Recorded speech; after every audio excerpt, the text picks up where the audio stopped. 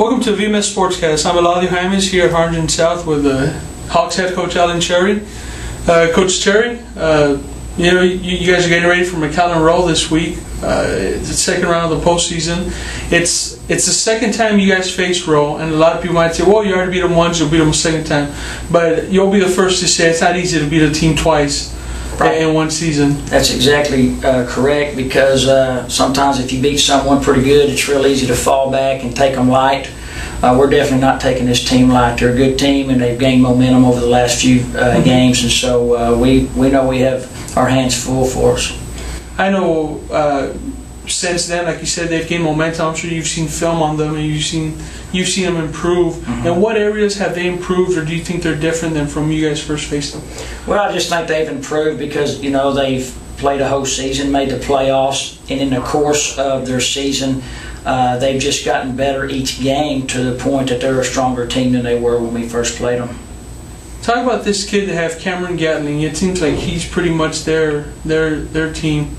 Running back. Mm-hmm. It seems like he's the big weapon for the Warriors there. Well, he is a big weapon for them. He does everything. He's on specialty teams. He plays defense for them now. Our first time we played him, he played defense for the first time, but now he's going offense and defense pretty much the whole game. But he is a great running back. He's just a great player on defense, and you've got to watch him. He has a lot of speed, and he can break games open if you don't watch it.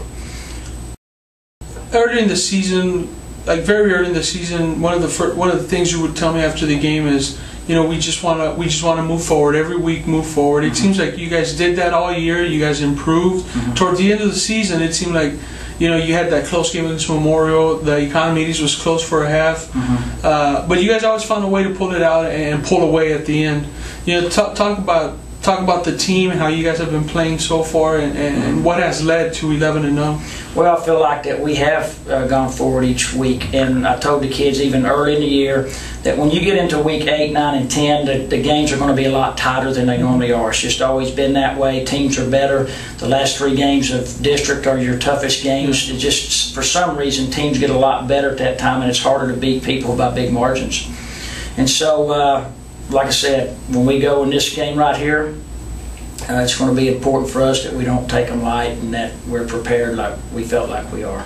And like I said, against PSJ, and it always helps to have a kid like Sean Messick back there running the ball club.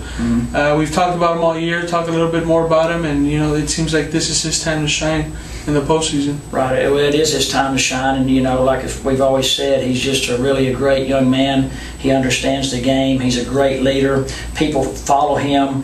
He's going to do what it takes to win. He's just a great leader. We're just happy to have him. Without him, it'd be pretty tough. And it's obviously not a one-man show. You guys got all the receivers and that huge offensive line, the running backs. Steve Mata is questionable for this game. You guys haven't made a decision on him yet. But in his absence last week, Philip Frugier stepped up big, and then you got Carlos Martinez also in there who can move the ball. Talk about their roles and the running game in general. Well, I felt like they did a great job with Mata being out. They came in. Carlos had been injured for a pretty good while. He's come back. He had gained a little bit of weight, but he's lost that weight, and he's starting to get a lot better. So to have him back at this time is important for us, especially with Mata being out. And of course, Frugier had a great game, running hard, very strong runner, works hard out there. So as long as we've got those guys, we're still in good shape. But we really need Steve to get back out as well. One of the things you did early on was you didn't have a premier running back. You kind of split their carries. They each averaged maybe between 10 and 15 carries apiece. Nobody really was the workhorse for you, considering that either one could have been the workhorse for you. Did that help Philip? You did it in preparation just in case something like this would happen. You didn't have Mata last year.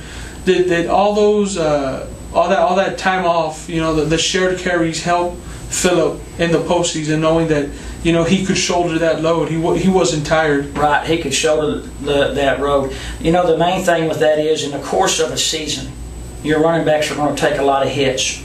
And our goal is, if we have 3 running backs, which we have 4, we have Vincent, freshman with us that's a good little running back too that we're not afraid to put in there. But the main thing is, in the course of the season, if you have one tailback, he's going to get hit. He's going to get hit hard, and there's probably a good chance you won't have him the whole season. We want to make sure that all of our guys are getting playing time, that we're staying at an even keel, and we're not getting one guy hurt. Yeah. We're keeping everyone just ready to play, so that it's kind of we're all working together with our backs to make one big back, so to speak. A running back by committee, pretty much. Running back by committee, that's correct.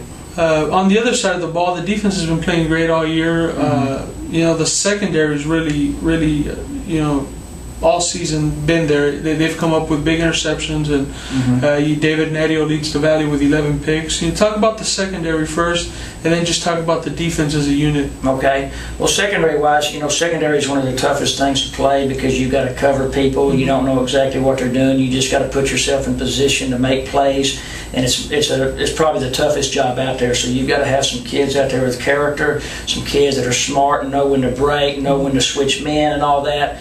And so, they have to work that very hard. But yes, our secondary has come through. Eladio's a tremendous young man, and he's a great DB with 11 interceptions.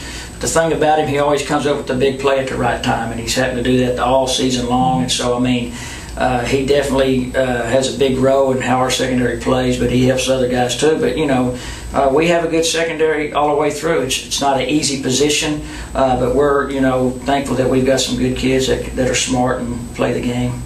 What's going to be key to beat McAllen Rowe on Saturday? Well, we just got to, play up to the potential that we've been playing. I felt like not only they've gotten better, but I do feel like we've gotten better as a team as well. We got to play at that level we're at right now. We can't fall back. All right, Coach. Thanks a lot. That's Coach Alan Cherry at Harlingen South. Thanks for joining the VMS Sportscast today. Watch us next week as we'll recap some of the area's playoff games.